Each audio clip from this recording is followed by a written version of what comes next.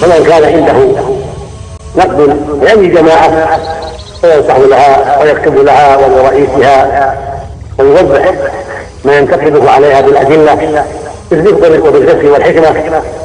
وهكذا تكون المناصحة والحرص على جلب الخير ودفع الشر وعلى تأليف القلوب وعلى كثرة الخير وقلة الشر. أما التنابز في الألفاظ وذم هذا وذم هذا فهو يمزق الصف ويفرق الجماعة ويزيد الطين بالله يزيد الشر شرا.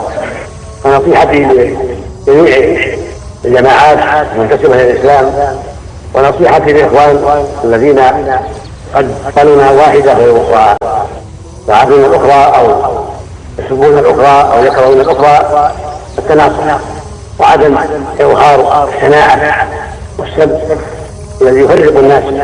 أما من كانت تدعو للإسلام وتريد الإسلام وتيسر الإسلام وقصدها تقريب الناس إلى الخير وإبعادهم من الشر فإن الواجب تشجيعها على ما عندها من الخير وتنبيهها على ما عندها من الشر وتحذيرها منه حتى يكثر الخير ويقل الشر.